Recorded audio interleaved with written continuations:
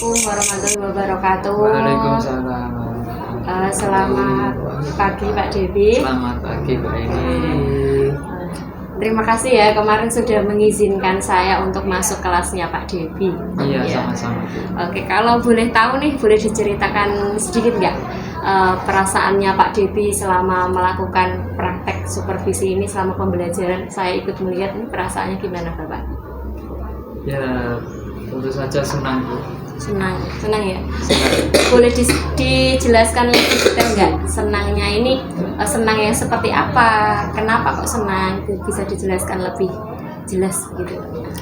Ya, karena kita bisa mungkin berbagi satu sama lain Ibu. Kemudian dapat masukan dari Bu Aini juga tentang kekurangannya apa. Seperti itu. Oh, begitu. Nah, dari hasil setelah Pak Debi melakukan pembelajaran ensemble musik ya Pak kemarin ya, ensemble musik, bisa diceritakan hal-hal yang menurut Pak Debi di dalam Pak Debi mengajar tersebut, hal yang menurut Pak Debi paling mengesankan, ada nggak Pak? Yang paling mengesankan ya di luar ekspektasi, mungkin anak-anak itu lebih cepat menerima materi Bu. Lebih cepat Dengan adanya, kemudian anak-anak lebih tertarik ya, karena pembelajaran penilaian itu menggunakan sistem kuis dan lain-lain. Berarti menggunakan sistem kuis ya Pak ya, ini dalam pembelajarannya dari segi asesmennya begitu ya Pak. Terima kasih Pak Debi sudah menjelaskan tentang pengalaman yang mengesankan begitu ya. Ada asesmen yang menarik melalui kuis, kemudian pembelajaran juga pakai ensemble gitu ya.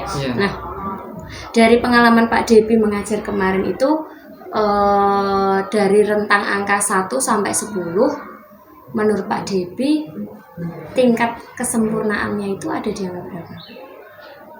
Di angka 8,7. Oh, 8,7. Berarti belum sempurna ya 8,7. Nah, sisanya ini berarti 2,37-nya ini kok 2,37.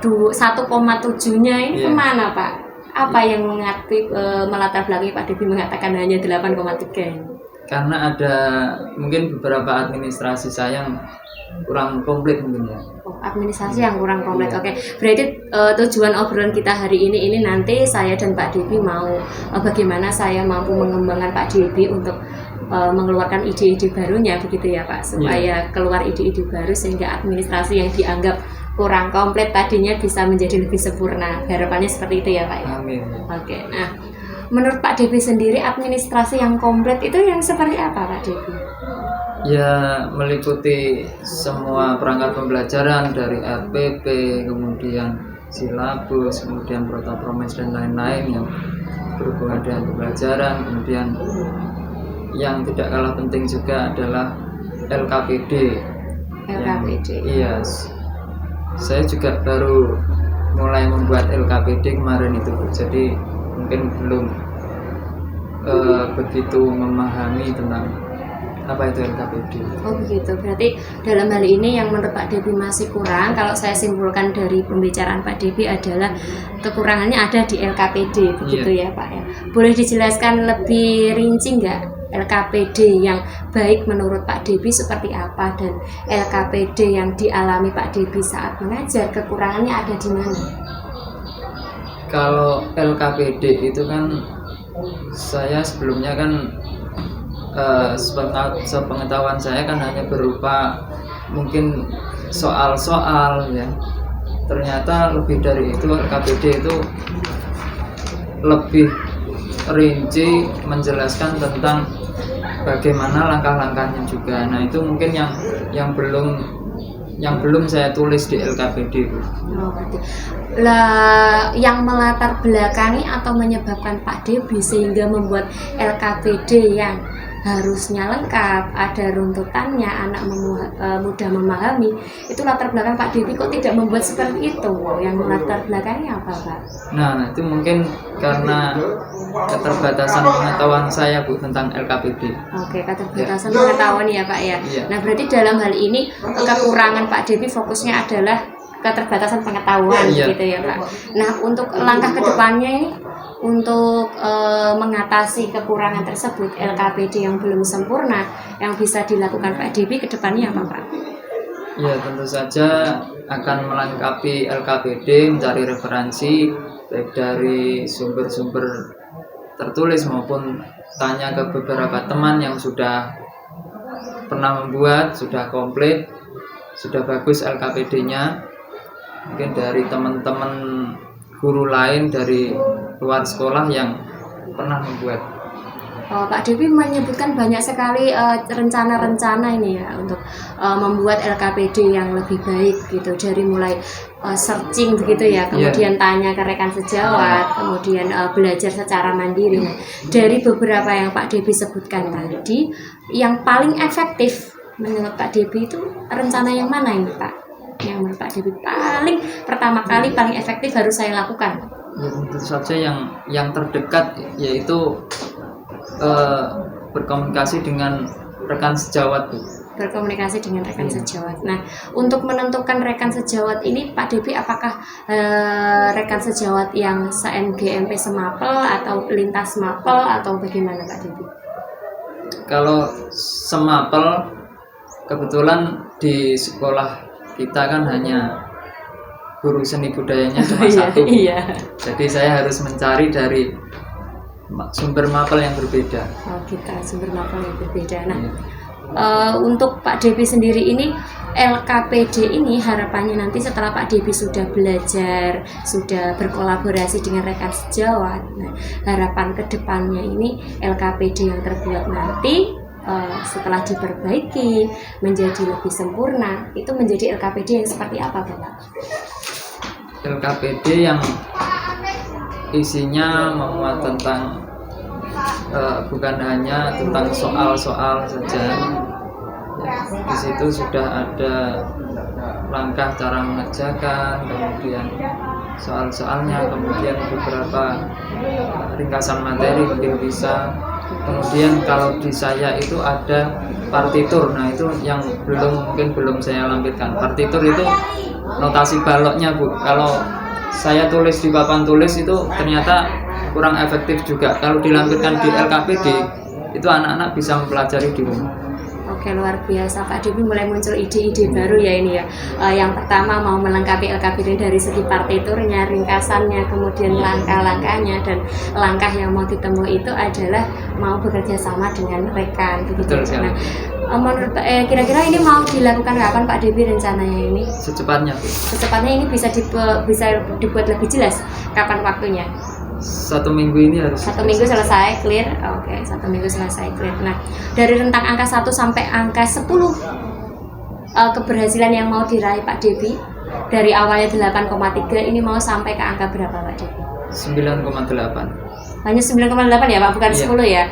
Kenapa angka 9,8? Karena 10 itu hanya kesempurnaan milik Allah. Oh begitu, berarti masih ada hal yang perlu diperbaiki begitu ya Pak ya. Kekuatan yang dimiliki Pak Devi ini supaya rencana-rencana tadi yang sudah dijabarkan itu berhasil booming sehingga mendapat angka 9, berapa tadi Pak? 9,8 ya? Iya. Kekuatan yang dimiliki Pak Devi apa ini Pak Devi? Usaha keras Bu. Usaha keras. Ya. Usaha keras itu usaha yang seperti apa Pak Devi? Usaha yang benar-benar ada niatan. Ada niatan. Juga, ya. Oh berarti Pak Devi ini punya niat yang kuat, usaha yang kuat begitu ya, dan Iya. Mandiri selain itu untuk belajar sendiri begitu ya Pak ya. Nah, komitmen Pak Devi terkait keberhasilan dari ide yang sudah digagas oleh Pak Devi, rencana yang akan dilakukan. Nah, komitmen yang dimiliki Pak Devi ini apa? Komitmen saya akan berusaha sebaik mungkin untuk memperbaiki kekurangan-kekurangan yang ada, untuk melengkapi, kemudian untuk belajar dari sumber-sumber yang sudah berpengalaman.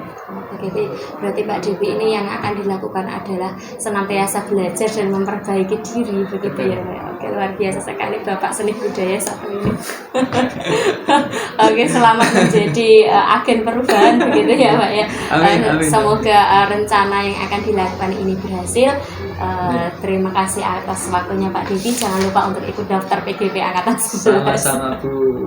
Terima kasih, saya tutup. Assalamualaikum warahmatullahi wabarakatuh. Waalaikumsalam warahmatullahi wabarakatuh. Oke, semua langsung. Saya langsung untuk memberikan apresiasi. Assalamualaikum warahmatullahi wabarakatuh. Waalaikumsalam. Selamat pagi Bu Aini, Pak Devi. Bagaimana kabarnya? Alhamdulillah Bu, baik Bu. Sehat ya? Sehat nih. Sehat. Setelah saya mendengarkan, melihat, kemudian mengamati ataupun mengobservasi tentang percakapan antara Bu Aini dan Pak Devi dalam sesi pasca observasi, ini ada beberapa catatan. Mungkin ini kalau catatan saya kurang benar, ini nanti bisa dibenarkan kalau tidak sesuai. Ada beberapa catatan. Ini yang pertama, Bu Aini sebagai CGP, ini saya amati tadi dalam melakukan pasca observasi itu sudah melakukan coaching yang penuh kekeluargaan. Jadi tidak menempatkan diri sebagai supervisor di atas, kemudian yang di coach ataupun di sini Pak Devi itu sebagai bawahan, itu tidak, karena tujuan supervisi akademik atau coaching ini bukan untuk memberikan penilaian, tetapi untuk menemukan solusi ataupun ide-ide pengembangan dalam pembelajaran. Nah, ini tadi selama pasca saya mengamati antara Bu Aini dengan Pak Devi ini kedudukannya sudah setara dan penuh keakraban, penuh kekeluargaan, gitu ya. Yang dirasakan Pak Devi juga begitu, Bu Aini. Ya, betul. Kemudian yang kedua, ini Mbak Aini sebagai TKP ini sudah mampu menggunakan atau menerapkan teknik-teknik coaching, yaitu diantaranya mampu menggunakan pertanyaan-pertanyaan pemantik yang jelas, yang bisa menggali informasi di mana tujuan-tujuan dari coaching pembelajaran ini bisa tercapai.